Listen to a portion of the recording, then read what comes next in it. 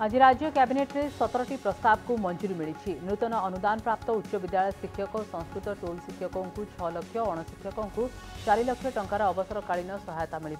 नूतन अनुदान उच्च माध्यमिक स्कूल और मद्रासा शिक्षकों को 5 लाख टंका मिल।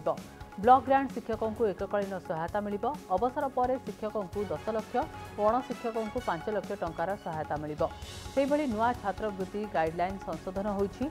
अणवैषयिक यूजी पीजी छात्र छात्री एही छात्रवृत्तिर लाभ पाई परिबे। पूर्वरु केवल उच्चशिक्षा विभाग में पाठ पढ़ुथिबा छात्र छात्री एथिरु लाभ पाउथिले।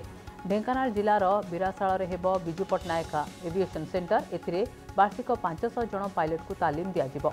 एथिलागी 562 कोटी टंका खर्च हेबो। सबु ब्लॉक और प्रमुख उपखंडर आम बसस्टाण्ड हेबो। एथिपाई 318टी स्थान चिन्हट होईछि।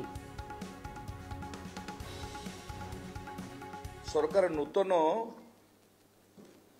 अनुदान प्राप्त उच्च विद्यालय एवं संस्कृत टोल अवसर प्राप्त शिक्षक मान 6 लाख एवं अण शिक्षक कर्मचारी मान 4 लाख एवं नूतन अनुदान प्राप्त प्राथमिक विद्यालय एवं मुद्रासार अवसर प्राप्त शिक्षक मान 5 लाख लेखाएं एककालीन धनराशि प्रदान निमंते निष्पत्ति ग्रहण कर।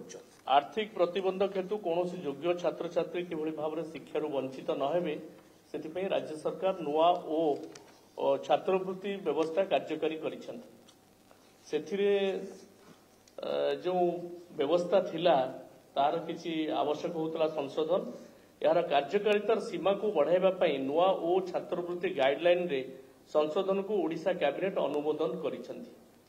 एही परिवर्तन अनुसार समय समय सरकार निष्पत्ति अनुसार अन्य विभागर प्रशासनिक नियंत्रण अधीन थिबा शिक्षानुष्ठान गुड़िकर विभिन्न अणवैषयिक यूजी एवं पीजी पाठ्यक्रम अनुसरण करुवा छात्र छात्री मानक छात्रवृत्ति अंतर्भुक्त करने को सरकार अनुमति प्रदान करेंगे।